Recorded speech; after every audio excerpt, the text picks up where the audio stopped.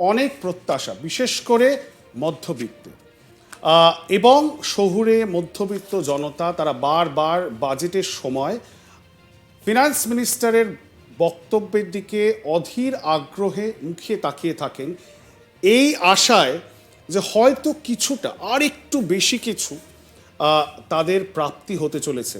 আমাদের এই সবের উত্তর দেবেন এই মুহূর্তে যিনি হট সিটে বসে আছেন, বন্ধন ব্যাংকের চিফ ইকোনমিস্ট সিদ্ধার্থ সান্যাল আমাদের সাথে এই মুহূর্তে রয়েছেন। সিদ্ধার্থবাবু, অনেক অনেক ধন্যবাদ এবং স্বাগত আজ তাক বাংলা।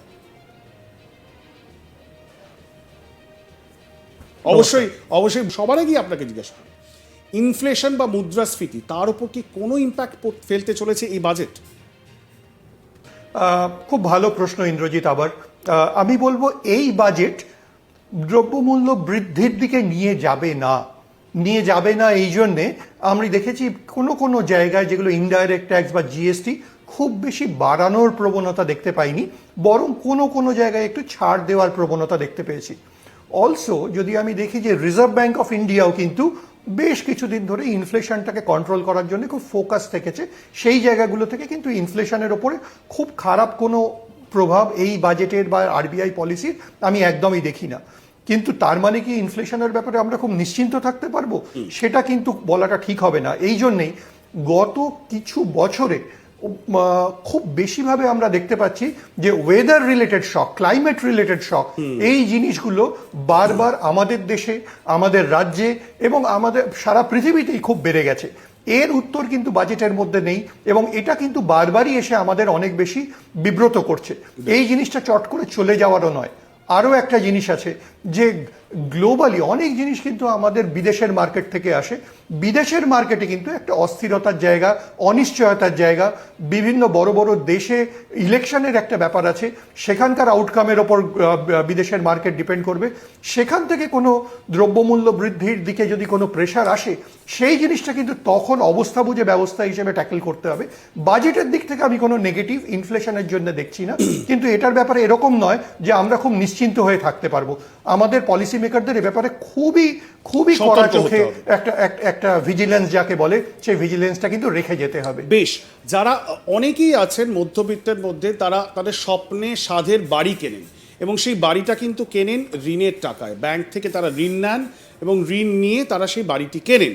সেই জায়গায় দাঁড়িয়ে মধ্যবিত্তের একটা খুব বড় আশঙ্কার জায়গা হলো হোম লোনের যে ইন্টারেস্ট রেট, সেটা কি পরিবর্তন হবে, সেটা কি বাড়বে?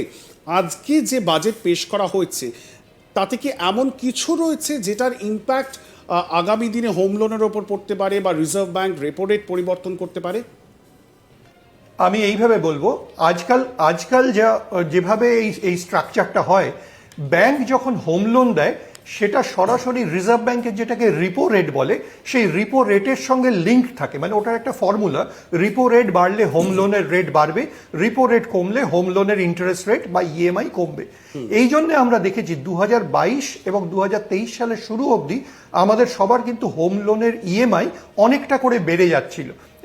দেয়ার was about a phase of 1 বছর যেখানে কিন্তু ওই রেটটা খুব বাড়ছিল। এই বাজেটের জন্য এটা বাড়া কমা কিছু হওয়া উচিত নয়।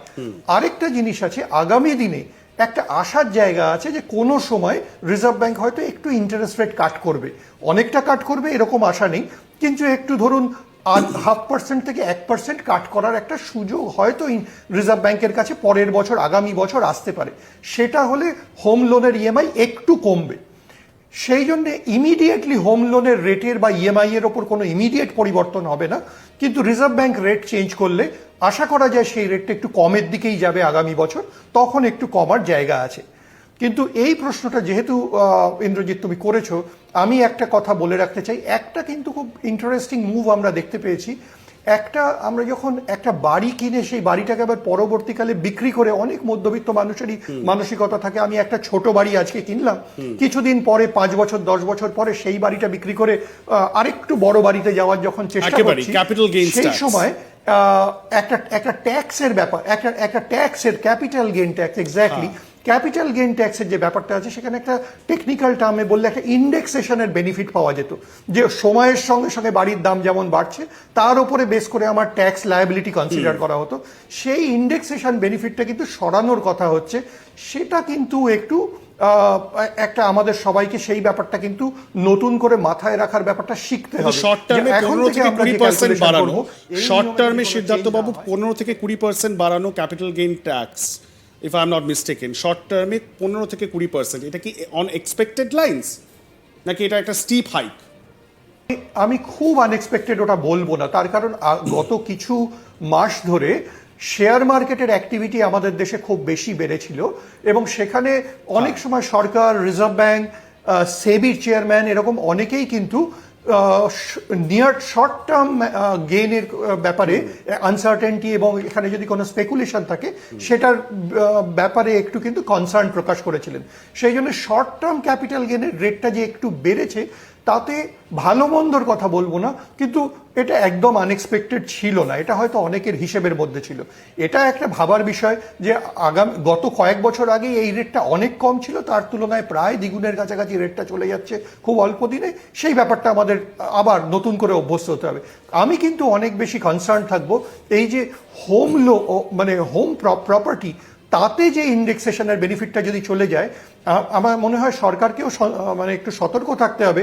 এই জিনিসটা যখন হবে, এই যদি ট্যাক্স লায়াবিলিটি লোকের যদি অনেক বেড়ে যায়, এরকম হবে না তো যে সেটার জন্য একটু আবার লোকে ক্যাশে ট্রানজাকশন করা বা কালোবাজারিতে ট্রানজাকশন করার দিকে ঝুঁকে যদি না পড়ে। আই থিঙ্ক এই ব্যাপারটা সরকারকে কিন্তু এনশিওর করতে হবে। এটা যদি হয় সেটা কিন্তু খুব একটা ডিজায়ারেবল জিনিস হবে না, তার কারণ ওটা থেকে আমরা ধীরে ধীরে একটু বেরিয়ে আসছিলাম, সেটা থেকে যেন ফেরত না চলে যায় সেটা সরকারকে দেখতে হবে। 10-এর মধ্যে অ্যাজ অ্যান এক্সপার্ট আপনি কত দেবেন নির্মলা সীতারামনকে? তারও তো পরীক্ষা। এই 10-এর মধ্যে কত দিতে চলেছেন আপনি নির্মলা সীতারামনকে এই বাজেটে? তাই না, তুমি কোনো একজন জাজকে বসাতে পারবে না, এটা একটা জুরি বোর্ড করতে হবে এবং যে জুরি বোর্ড যেদিক থেকে দেখবেন সেদিক থেকে। যদি আমি খুব নিম্ন মধ্যবিত্ত মানুষ বলি, সে হয়তো ভাববে যে আমি একটু 1,500 টাকা হাতে বেশি পেলাম, তাহলে এটা খুব ভালো। যদি আমি দেখি যে আমি একটু মধ্যবিত্ত মানুষ আছি, কিন্তু আমার দেখছি যে আমি একটু এই ক্যাপিটাল গেইন ট্যাক্সটা নিয়ে আমার একটু অসুবিধে পড়ছি, তাহলে কিন্তু সে অতটা পজিটিভলি বলতে পারবে না। পাস করেছে। আর যদি তুমি বিশুদ্ধ ইকোনমিক্সকে জিজ্ঞেস করো, সে বলবে সেটা হয়তো চিন্তার বিষয় নয়, কিন্তু কাকে জিজ্ঞেস করছো, কোন পয়েন্ট অফ ভিউ থেকে সে জবাব দিচ্ছে, তার উপরে খুব বেশি ফারাক হবে। জনতার দরবারই আমরা ছেড়ে দিচ্ছি। নির্মলা সীতারামন ফিনান্স মিনিস্টার, তিনি পাশ করলেন, তিনি টায় পাস মার্ক পেলেন নাকি তিনি ডিস্টিংশন পেয়ে পাস করলেন, এটা অবশ্যই জনতা জনার্দন তারাই ডিসাইড করবেন। অনেক অনেক ধন্যবাদ সিদ্ধার্থ সান্যাল, প্রধান অর্থনীতিবিদ বন্ধন ব্যাংকের, আমাদের সাথে এতক্ষণ ছিলেন এবং খুব সাধারণ ভাষায় অর্থনীতি জার্গনে নয় আমাদেরকে বোঝাবার চেষ্টা করলেন যে আজকে যে বাজেট পেশ হয়েছে সেই বাজেটটা আপনার আমাকে ডাইরেক্টলি কিভাবে ইম্প্যাক্ট করতে পারে। আপনাদের নজর থাকুক আজ তাক বাংলাতে।